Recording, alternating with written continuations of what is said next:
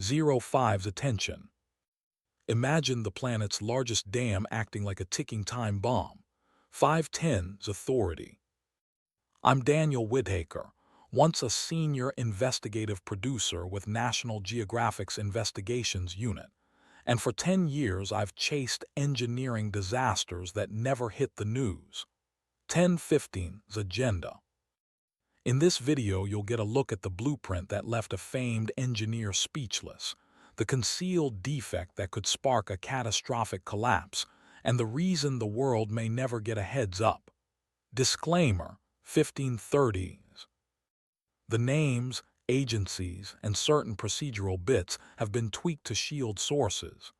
Every event we talk about actually happened. First source: 3045's.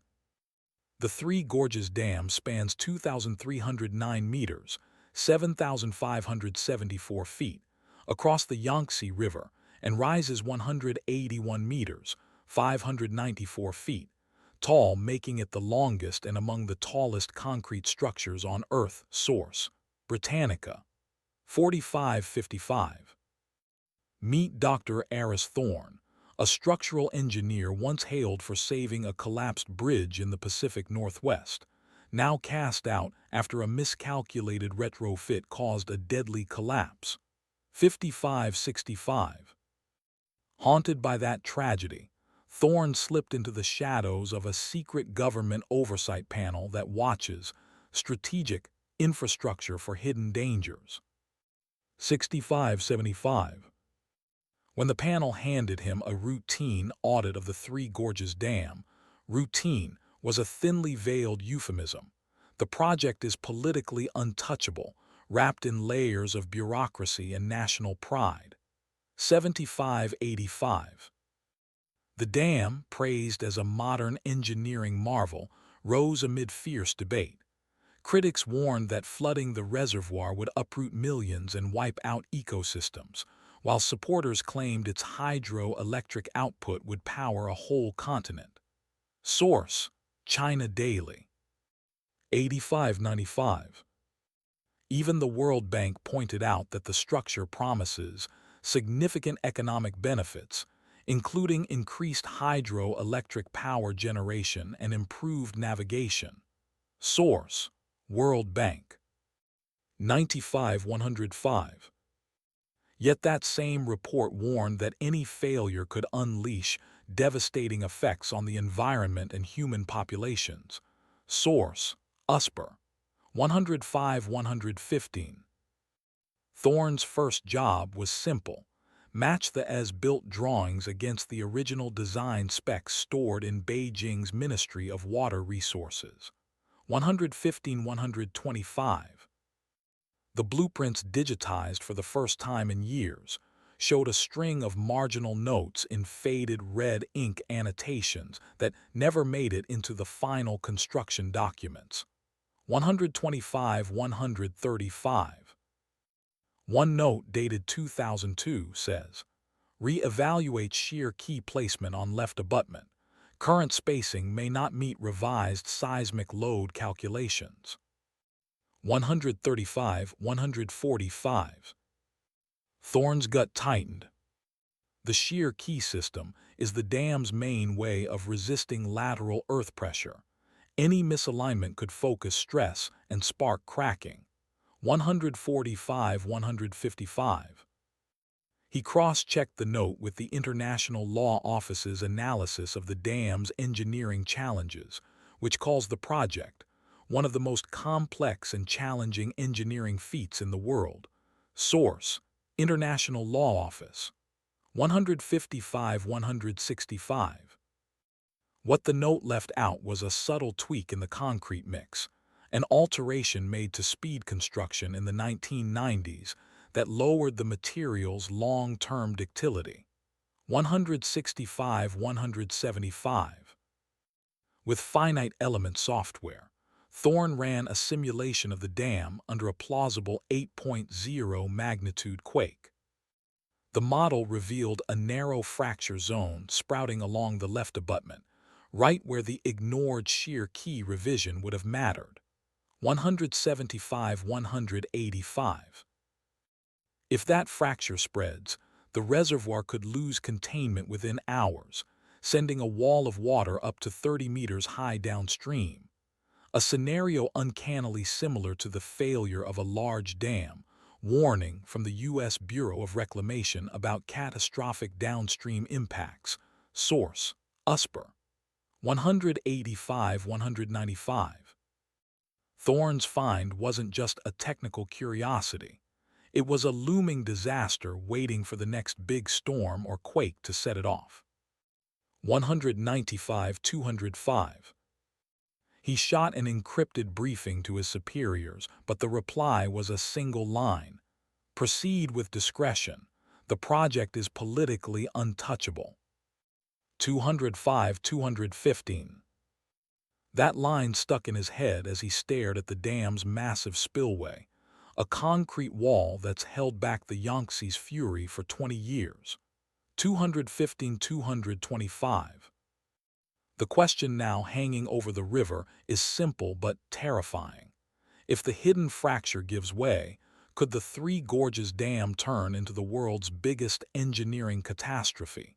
225-235. In the next few minutes, we'll trail Thorne as he digs deeper, bumps into a wall of bureaucratic silence, and unearths the final piece of evidence that could alter the fate of millions downstream. 235-245. Stay with us. Once the truth surfaces, there's no turning back.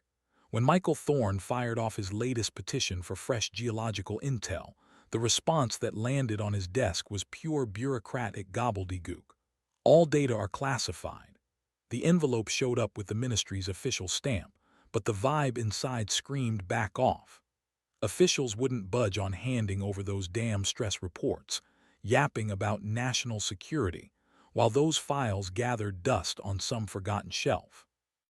Thorne's emails, each one more desperate than the last, got the silent treatment at first, then straight up rejected. The message was loud and clear. Somebody didn't want the truth getting out. Still, he wouldn't quit.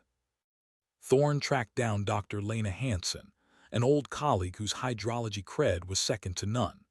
Lena had spent years crunching flood models for giant dams across Asia, exactly the kind of brain Thorne needed right now. Their first chat over an encrypted line was clipped and tense, the background hum of a river doing little to calm the air. "If that core's got problems," Lena dropped, "the valley downstream isn't looking at a flood, it's looking at a wall of water taller than a 10-story building."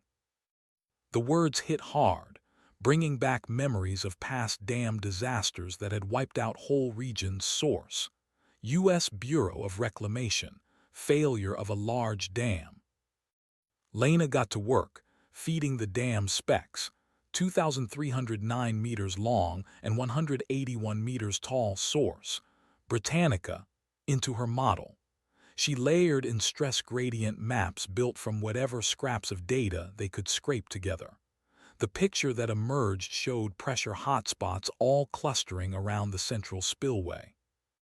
When she plugged in the microfracture numbers, tiny cracks buried in reports nobody was supposed to see, her screen lit up with a flood wave moving way too fast for comfort. "This isn't some slow rise," Lena muttered, staring at the numbers. "It's a freight train of water hitting the valley like a sledgehammer." The truth was staring Thorne in the face, and it wasn't pretty. He dug up internal memos from years back that had never seen the light of day. The reports all mentioned unusual water seepage inside the dam's concrete, a problem the engineers had neatly labeled microfracturing. Each update showed the cracks getting bigger, but none of it ever made it to the people who mattered. Those files, locked away under confidential stamps, accessible to only a handful of suits who clearly wanted to keep things quiet. The pattern screamed cover-up. Thorne took his findings to the dam's watchdog committee, expecting some urgency. Instead, he got pushback. The committee wanted peer-reviewed proof, except how do you peer-review stuff that's been buried? One big-shot engineer, whose name Thorne wouldn't spill, called him an alarmist and warned that scaring the public could wreck the region's economy. That old chestnut again. The Three Gorges Dam was supposed to be a clean energy powerhouse and a shipping superhighway source. World Bank. Yet the same folks singing its praises now wanted to pretend the cracks didn't exist. Tensions hit a boiling point in a closed-door session. Thorne asked for the raw stress test data one more time, only to get shut down hard. The director's glare could have frozen a volcano. "We've already done all the safety checks," he snapped. "Your worries are just guesswork, not hard facts." Lena, sitting beside Thorne, stayed cool but firm. "Our models run on the same science that keeps ships from splitting in half during storms. Ignoring these cracks is like waiting for a hull breach before a hurricane." Outside the meeting room, Thorne felt the weight of something darker at play. The ministry's public love letters to the dam called it a modern engineering wonder, source, international law office, but behind the scenes, a totally different story. The same reports that exposed the seepage kept getting buried, while the PR machine churned out stories about green energy and happy rivers. The disconnect was brutal.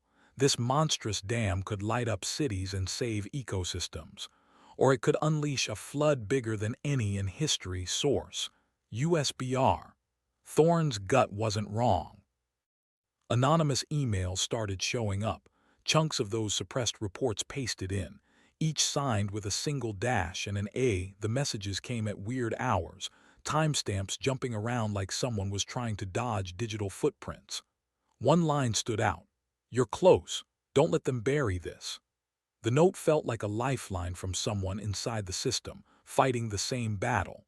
Lena kept refining her model, adding in seasonal rain patterns and sediment buildup.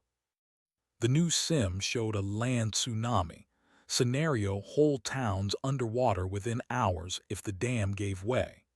The visualization hit harder than any brochure ever could, contrasting the glossy promises with the raw math of destruction.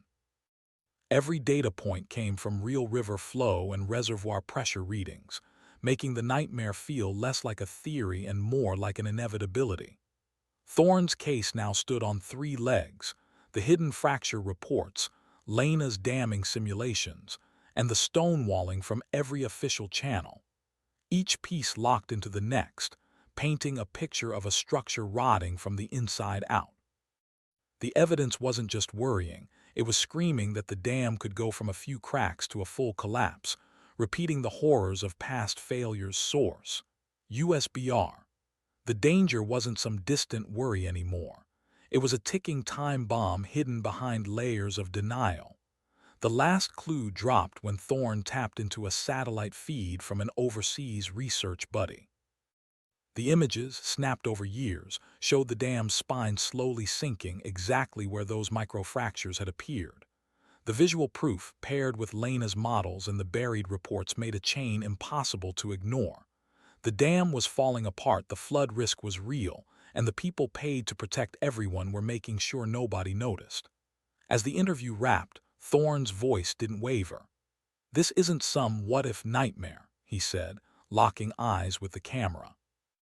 "It's happening right now, and if we don't act, it'll be a disaster that dwarfs every dam failure in history." The final shot held on the dam's looming silhouette, a concrete behemoth over the river, while the screen pulsed with the words "catastrophic failure." The night the whistleblower slipped a thumb drive onto Thorne's desk, and the file burst open like a fresh wound. Grainy photos revealed jagged cracks snaking along the concrete ribs of the spillway, with rusted rebar jutting out where water should have been sealed tight. Hanson's voice, barely audible, whispered, "These aren't in any public report." The pictures left no doubt. Sections of the dam's foundation were eating away faster than any model ever forecasted. Source: China Daily. The dam has been the subject of controversy and criticism due to its environmental and social impacts. Thorne and Hanson hunched over the data in a cramped office that stared out over the river. Their laptops flickered with seismograph spikes from the last 6 months' minor tremors that, on paper, looked harmless enough. Still, The whistleblower's snapshots showed those tremors had pried microscopic fissures into the rock beneath the concrete slab. When they layered the seismic readings onto the structural schematics, a pattern popped up. The dam's original foundation design hinged on a single, massive concrete footing system that now displayed signs of differential settlement. Source: International Law Office. The Three Gorges Dam is considered one of the most complex and challenging engineering projects in the world. The engineers tracked the defect back to a shortcut taken during construction, a series of grout columns meant to bind the riverbed to the dam's base that never fully cured. Water, shoved through those columns by the reservoir's weight, started a slow but relentless siphon, what the specialists call internal erosion or piping. In recent weeks, the piping rate has quickened, each aftershock from the regional fault line feeding the process. The math was stark. A structure built to last decades could now shed critical support in weeks or months, not years. Source: U.S. Bureau of Reclamation. The failure of a large dam can have devastating effects on the environment and human populations. Thorne's throat tightened as he stared at the composite image, a side view of the Three Gorges Dam, 2,309 meters long and 181 meters high, set against a red-lined map of the river's floodplain. "If this fails," he said, "the water will surge downstream with the force of a tsunami, inundating millions." The stakes were no longer theoretical. A collapse would unleash a disaster on a scale you rarely see outside war zones. Source: Britannica. The dam is 2,309 meters, 7,574 feet, long and 181 meters, 594 feet, height. With the evidence in hand, Thorne called an emergency session of the Oversight Committee. The room was stark, the air thick with the smell of stale coffee and tension. He projected the whistleblower's photographs onto the wall, each crack highlighted in stark red. "We have a critical design flaw that has been amplified by recent seismic activity," he announced, voice cracking. "The internal erosion is advancing at an unprecedented rate. We have weeks, at most months, before the foundation can no longer support the load." Committee members exchanged glances, the kind that signaled denial, fear, and the heavy weight of responsibility. Thorne stepped forward, his hand hovering over the projected image. "I cannot," he began, "I cannot sign off on a plan that assumes we have years when we have days." He slammed a folder of the original engineering calculations onto the table, the papers scattering like fallen leaves. "Evacuate the downstream communities now. Reinforce the foundation or, if that's impossible, begin controlled dewatering. Anything less is negligence." Silence filled the chamber. The camera lingered on Thorne's eyes, burning with desperation, pleading for action before the concrete gave way. The final slide flickered, a stark reminder that the world's largest hydroelectric project, praised for its economic promise, now teetered on the brink of a catastrophic failure. Source: World Bank. The dam has the potential to provide significant economic benefits, including increased hydroelectric power generation and improved navigation.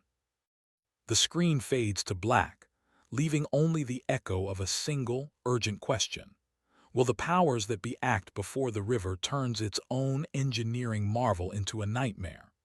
When the engineers' report splashed across the news, officials found themselves staring at a stark choice: spend millions to pull back before the dam cracked, or gamble with a disaster that could engulf entire provinces. That call set off a logistical nightmare. Train tracks jammed, ferries went haywire, and families were shoved into makeshift shelters with barely any notice. On the world stage, diplomats got called in. China's foreign ministry fielded frantic questions, and nearby countries started rechecking their downstream flood models. A stark reminder that one dam can tilt geopolitical equations. Source: In the weeks after, the floodplain began to show the early fingerprints of an ecological crisis. Sediment that used to feed the wetlands got diverted, putting biodiversity at risk and throwing the Yangtze's natural beat off kilter. Regions that depended on hydroelectric energy and smoother navigation saw a sudden collapse, factories stalled, and shipping lanes narrowed. Source: that same basin, built for progress, now threatens to erase decades of growth. The moral quandary now looms as massive as the concrete wall itself. Was the collapse born of design flaws, political pressure, or sheer ambition of a venture labeled one of the most complex and challenging engineering feats? Source: or did the chase for profit blind the planners to the social and ecological costs that critics have warned about for decades? Source: the camera hangs on the dam, its 2,309-meter stretch and 181-meter height now cut against a bruised sky. Source: sirens wail, underscoring that even the grandest human builds can crumble before nature's might. As the water eases, we have to wonder, how will we keep engineers, policymakers, and citizens accountable before the next megaproject climbs out of the riverbed? The answer will determine whether humanity learns its lesson or keeps repeating the same hubris.